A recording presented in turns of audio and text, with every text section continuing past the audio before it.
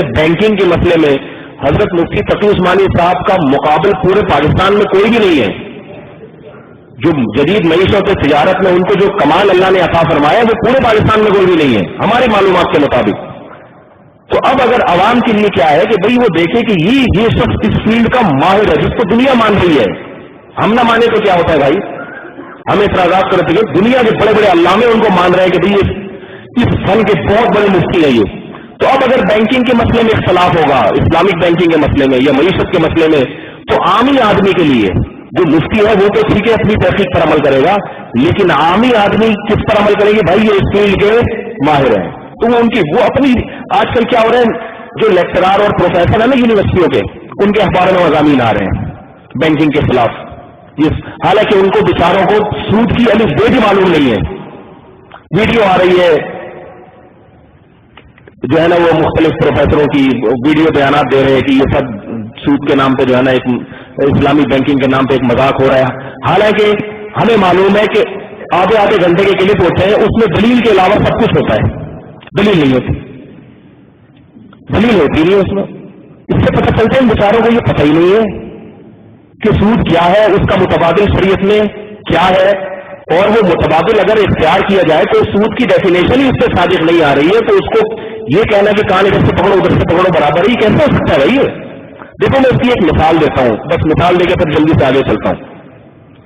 रसूलुल्लाह सल्लल्लाहु अलैहि वसल्लम ने हजरत बिलाल रज़ी अल्लाह तआला अन्हु से फरमाया, हजरत बिलाल एक दफा आए नबी सल्लल्लाहु अलैहि वसल्लम के पास,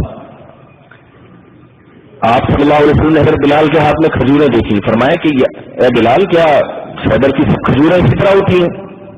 फरमाया नहीं या रसूलल्लाह, मेरे पास दूसरी खजूरें थी अच्छी क्वालिटी की, मैंने वो देकर ये खराब क्वालिटी वाली ज्यादा ले ली है। कहां इधर से पकड़ो उधर से पकड़ो वाली बात समझें, ये अच्छी खजूरें मैंने दी मिसाल के तौर पर 1 किलो, और इसके बदले में मैंने 1.5 किलो खराब वाली खजूरें ले ली, जो जरा सस्ती वाली खजूरें है ना, जाहिर अच्छी के बदले में वो ज्यादा आएंगी। आप सल्लल्लाहु अलैहि वसल्लम ने फरमाया हुआ आइनुर रिबा, ये खालिस सूद है, क्योंकि खजूर का जब खजूर के बदले में तबादला होगा तो बराबरी जरूरी है उसमें। समझ रहे हैं बात को या नहीं समझ रहे? इधर से खजूर ज्यादा हो गई तो वो क्या बन जाएगी, सूद। फिर आप सल्लल्लाहु अलैहि वसल्लम ने तदबीर बताई, फरमाया जो अच्छी खजूरें हैं इनको बेचो, बेच के जो पैसे हाथ में आए उन पैसों से खराब खजूरें खरीद लो, वो ज्यादा आ जाएंगी। नतीजा यही निकला कि नहीं निकला? बहुत मुश्किल है आप लोगों को, ऊंट को रस्ते में बिठाना आसान है, आप लोगों को बात समझाना मुश्किल है भाई। नतीजा वही निकला कि नहीं निकला?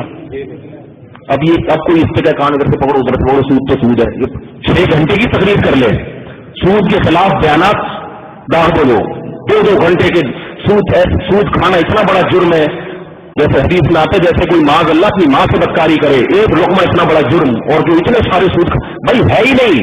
अल्लाह के बंदे ये सारी हदीसें उस पर फिटा रही है कि उस अमली तौर पर यकीनी तौर पर सूद खा रहा हो।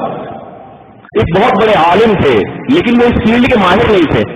मैं किसी वलीमे की दावत में गया तो मुझे नहीं पता था ये आलिम है और बड़े बुजुर्ग है, वरना मैं उनसे इस तरह से बात नहीं करता, क्योंकि जाहिर है हम तो जूनियर है, बड़े बुजुर्गों से इस तरह से हम कैसे दलाइल हो, तो आपके सामने हम याद आगे दलाइल की वो बातें करते हैं, बाकी बड़ों के सामने तो इंसान को छोटा बन के रहना चाहिए। मुझे नहीं पता था ये आलिम है। तो क्या हुआ कि हम खाने पे बैठे हुए तो वो यही सूद पे बातचीत शुरू हो गई बैंकिंग पे।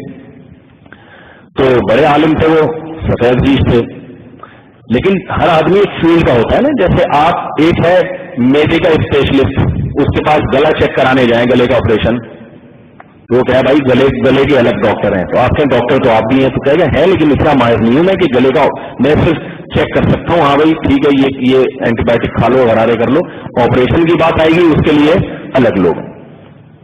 तो वो बड़े आलिम थे, शेखुल हदीस थे, बातचीत किसी ने दरमियान में, लोगों को भी मौलवियों को लड़वाने में बहुत मजा आता है ना, तो कोई बैठे थे, उन्होंने बहस छेड़ दी। तो वो जो थे फतेह, उन्होंने कहा कि आप लोगों ने जो सूद को हलाल कर दिया है और ये क्या है, जामिया रशीद वालों ने ये कर दिया, ये क्या है, ये क्या है, ये सब। मैंने कहा हजरत आपको कोई इश्काल हो तो बताएं। तो उन्होंने कहा वही कान इधर से पकड़ो उधर से पकड़ो, यूं पकड़ो वो। मैंने कहा हजरत कोई वाकईफन कोई इश्काल हो तो बताएं। उन्होंने कहा ये जो बैंक से गाड़ी निकाली जाती है और वक्त पे आप जब किस्तें जमा नहीं कराते तो पेनल्टी लगती है, सूद लगता है, दूसरे बैंकों में भी लगता है इस्लामी बैंकों में भी लगता है, तो सूद है, वहां भी लग रहा है, तो फर्क क्या हुआ? मैंने कहा फर्क ये है कि दूसरे बैंकों में जब सूद लगता है तो वो बैंक का नफा कहलाता है, जबकि इस्लामी बैंक जो आपको प्लेंटी लगा रहा है वो चैरिटी फंड में जाता है, वो बैंक के नफे में प्रॉफिट में शुमार ही नहीं होता। वो नहीं आ रही बात समझ में? तो कहने लगे कि काम इधर से पकड़ो उधर से पकड़ो। मैंने कहा नहीं हजरत ऐसा नहीं है। सूद क्या है? सूद तो ये है कि आप उससे नफा ले रहे हैं, इसको आप ज्यादा से ज्यादा बै फासिद कहेंगे, बै फासिद। मैंने कहा ये बै फासिद इस तरह से है कि आपने ये किया कि आपने गाड़ी किस्तों पे दी, आपने कहा कि अगर वक्त पे पेमेंट जमा नहीं कराई तो तुम्हें सदका करना पड़ेगा, इस बात का तुम इंतजाम करो अपने ऊपर। और सदका भी क्योंकि बैंक को पता है ये खुद करे ना करे, तो बैंक ने ये कहा कि ये मेरे हाथों के जरिए सदका होगा, ये सदका तुम्हें किसके जरिए करना पड़ेगा? मेरे जरिए से करना पड़ेगा, मुझे दोगे और मैं चैरिटी फंड में डालूंगा। तो ये बै फासिद कहलाएगी, सूद नहीं, खालिस सूद नहीं कहलाएगा ये। तो कहने का चलो बै फासिद तो मान लिया ना आपने।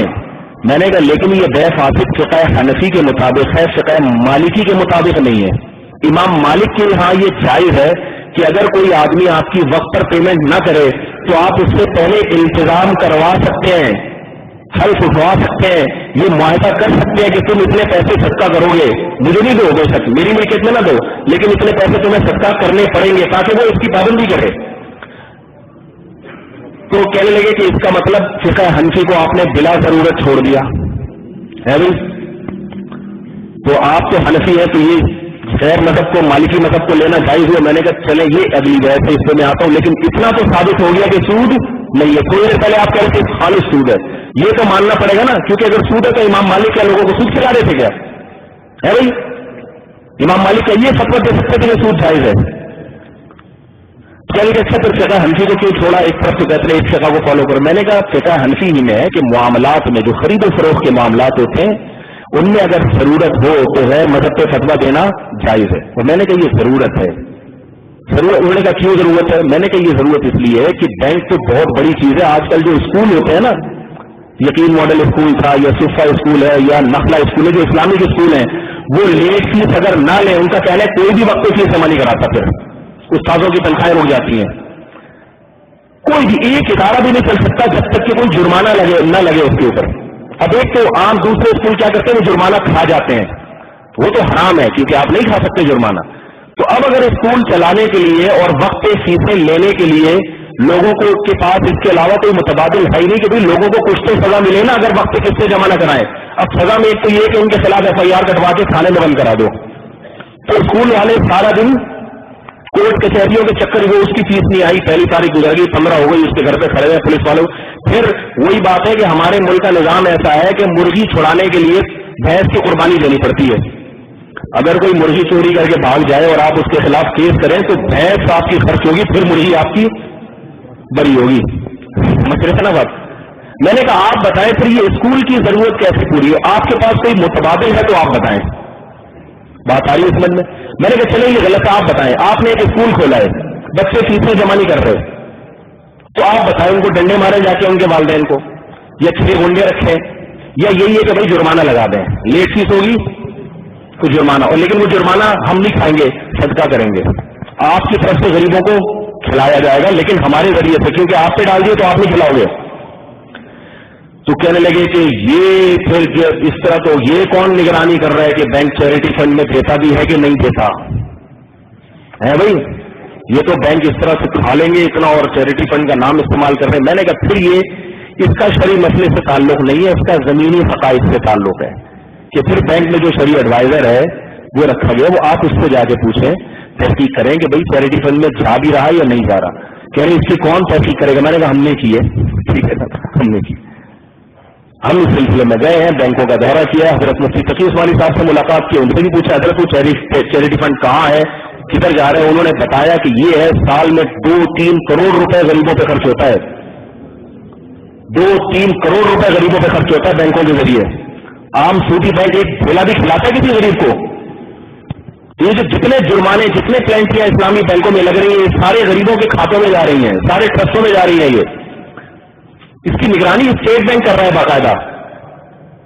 तो फिर आखिर में उन्होंने कहा कि अच्छा یہ تو آپ نے فرض اچھا کہنے لگے کہ چلو ٹھیک ہے اسکولوں کی ضرورت تو ہے، بینکوں کی ضرورت تو نہیں ہے مسلمانوں کو، بینکوں کی تو ہمیں ہاں یہ تو آپ نے بینکوں کی ضرورت پوری کرنے کے لیے مالکی مذہب پہ فتویٰ دے دیا نا، بینکوں کی ضرورت بھائی نظام بینک اور بینک اسلامی اور جیسے دوسرے بینکوں کو اپنی ضرورت پوری کرنے کے لیے آپ سے فتویٰ مانگا، فقہ حنفی میں ملا نہیں، آپ نے ان کی ضرورت پوری کرنے کے لیے مالکی مذہب پہ فتویٰ دے دیا ان کی ضرورت۔ میں نے کہا حضرت ان کی ضرورت پوری کی ہے لیکن یہ کس کی ضرورت ہے؟ نہیں آ رہی بات سمجھ میں؟